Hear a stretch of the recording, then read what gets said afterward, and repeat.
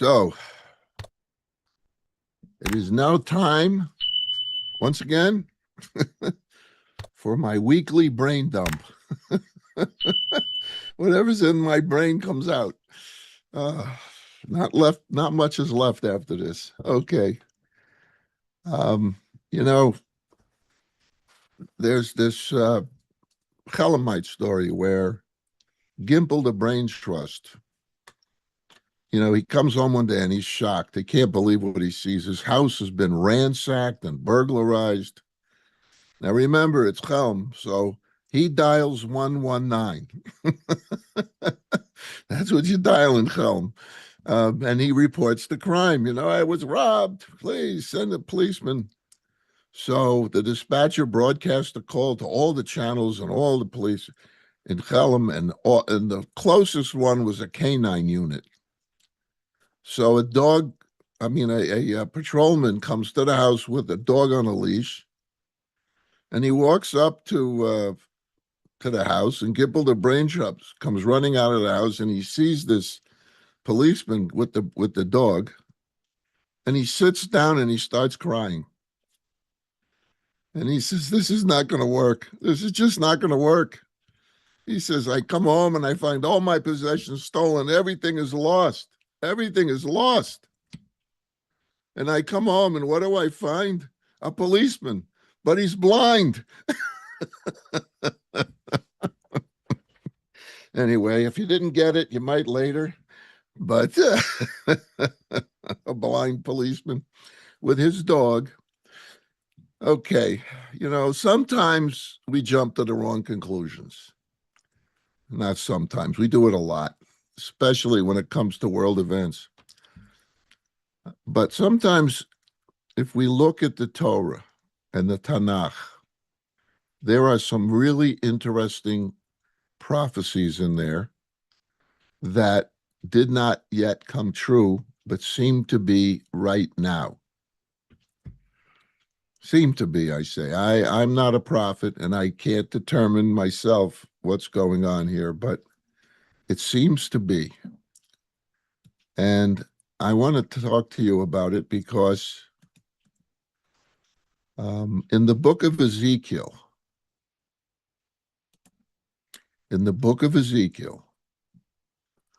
there are some interesting things that it says at the end of the book. At the end of the book of Ezekiel, the last chapter, if you were to sit down and open it up and read it, the last chapter, maybe the last two chapters for context, but the last chapter, it talks about, throughout, he talks about how Persia is a friend of Israel. Persia is a friend of Israel. Persia, by the way, has zero borders with Israel, correct? No borders. And Persia, except for the book of Esther, really, there was no problem. And even in the book of Esther, it was just one guy, and he was taken care of.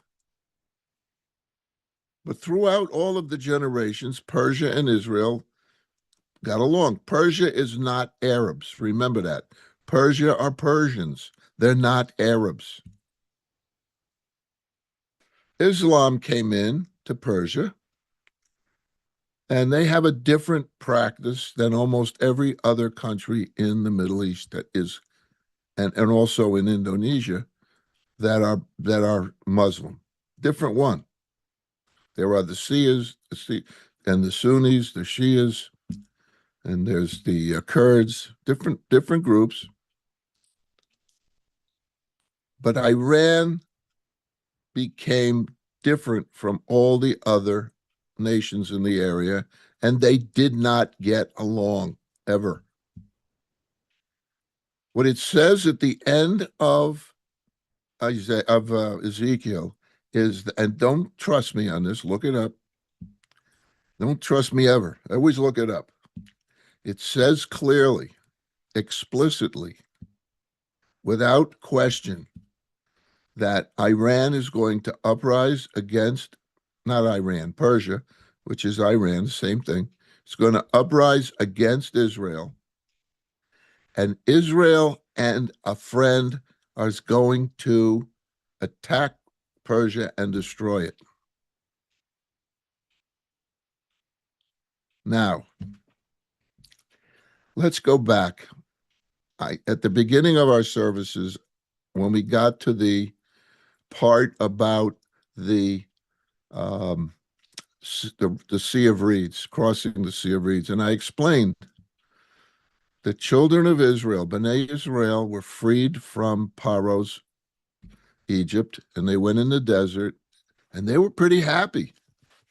They're free now. They don't have to, no more of the slavery, no more taskmasters beating us. This is nice. I mean, they didn't have any knowledge of what freedom was yet. They never tasted it. This was their first taste of it.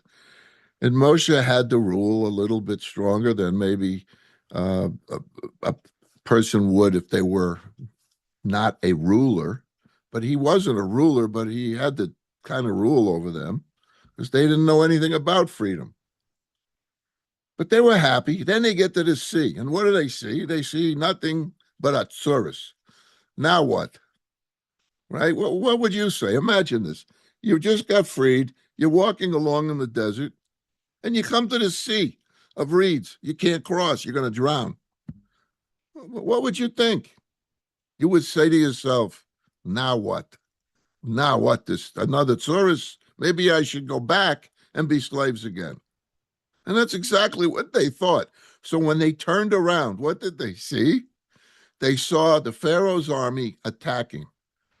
All the chariots, the horses, the dust coming up, the sound of the noises that they got closer. Now what?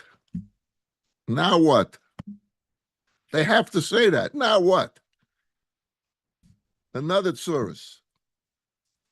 And then Moshe picks up his arms. The sea splits into 12 things. They walk through on dry land, 12 tribes. They get to the other side. Is that enough?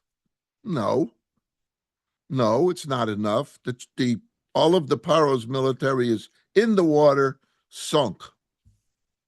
But that's not enough. Children of Israel don't know. Maybe they got out. Maybe they went back. No. They're all washed onto the dry land to show Israel, B'nai Israel, that they're dead. And it says specifically, explicitly, they were dead. They were dead, and their horses were dead, and everything. It says it right in the song. Now what? They get some water, and it tastes horrible. They can't stand the water. Now what? Miriam comes and makes the water taste good. Yay for Miriam. Then they start walking. What is this garbage I have to eat every day? It's time. Give me some good food. I want some steak. I want this. I want ice cream from whatever, somebody's frozen yogurt. I want good food. I can't eat this stuff every day that falls from heaven, this manna. So what does God do? God gives them 1,000 pounds each of quail. And they all get sick from eating so much quail. And they go, now what? And they keep murmuring, and they keep complaining, and they keep getting, no matter what happens, God keeps showing them the miracles of God, and God's going to protect them. God's going to take care of them. And every time they screw it up themselves, they get sick, they don't like it, it's not good enough, give me more, give me dead. Sounds like a synagogue board meeting. It's always the same. They're always complaining. Well, here we are in today, and there's a war. And we all know this war is not going to be a long war. It just can't be. There's not much left for Iran. They still have plenty of ballistic missiles under the ground, and every time they shoot one, Israel and the United States blow up the silo. Every single time. I go to meetings every day with FIDF meetings where the general comes and tells us all kinds of stuff. And it always starts with, please don't quote me on this because this is not supposed to be out in public. Every day I get this. Not today, the Shabbos, they won't do it. But every single day around noon, I'm on a call. And I'm fascinated by what's going on. Israel and their backup organizations, their security organizations. They have a lot of them, by the way, not just one. They're unbelievable. They know where everybody is. That's why they're taking them out. Soon the war is going to be over. Hezbollah will be gone. Hamas will be gone. The Houthis are all but gone already. Iran will no longer be a force. And who's Iran attacking now? They're attacking their friends. And that's exactly what Ezekiel says they're going to do. And their friends are turning against them. Did you see yesterday? I think it was yesterday or the day before, they threw a ballistic missile right near in Jerusalem, right near their own place there, their own on the hill, on the mount, the temple on the mount. Did you see that? They don't even care. All they want to do is shoot missiles and kill people. That's all they care about. These are the worst people in the world. They've got to be eliminated. And according to Ezekiel, they will be. Are we going to continue to say, now what? Are we going to continue to murmur after that and complain? Or are we going to give ourselves a chance to let God really be our God and really love our God and do what our God says? Or are we going to continue to say, I'm smarter than God. I don't have to do this. I don't have to do that. This isn't so good. This should be better. I know for sure that if I was born as God, the world would have been destroyed a long time ago. I am not. No one is. Nobody can be God except for God. So I'm very optimistic. And the prophets say that when this happens, when not necessarily Persia, but when the biggest enemy is defeated, which is Persia right now, if Persia is defeated, and if the United States continues to be a friend of Israel, and I'm going to explain this too, the Mashiach will come.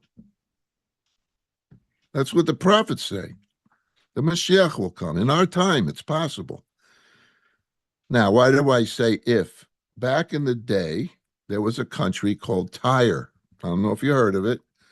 They helped Israel back early on to defeat the Romans and the Greeks and all.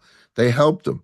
And then they turned against Israel because the people of Tyre didn't like the fact that the king of Tyre was being so helpful to Israel. Didn't like it. They wanted the king of Tyre to help the people of Tyre, not the people of Israel. There was too much. The economy was bad. They didn't have what they needed to run the country as well as they should. So why are you giving your resources to Israel? Give them to me. Give them to me. Is that a story you were all hearing today? The same story. So if we turn away from Israel and turn away from God as a country, like Tyre did, nothing's going to change. It's not going to be good. And by the way, if the only time you ever heard of Tyre was if you read it in the Bible, in the Tanakh, or when I just mentioned it. Otherwise, you never heard of Tyre. Tyre was like the United States back then. It was a big, powerful country. Didn't last long because it turned away from God. There's a lot of messages in the Tanakh that we need to understand and follow and listen to. The Tanakh is a delicious, delicious book that we need to eat it up.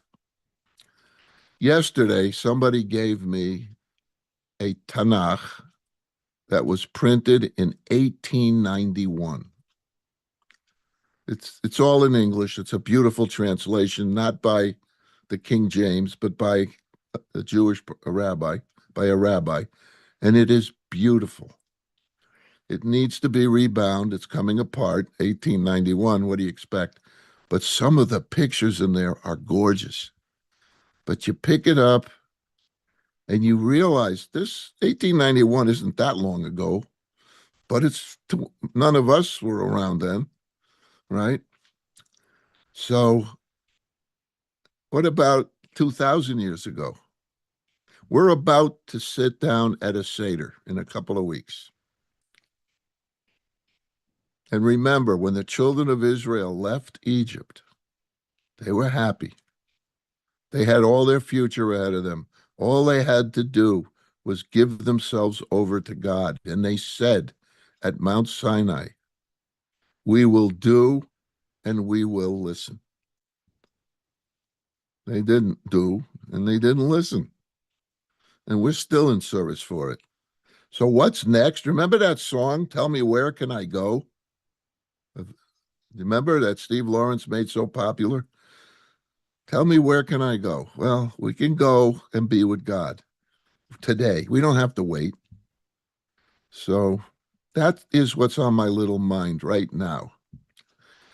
I'm maybe I'm overly optimistic, but I think after all these millennia, maybe it is time for God to send the Mashiach. Maybe it is time, but it ain't going to happen if we don't believe in God.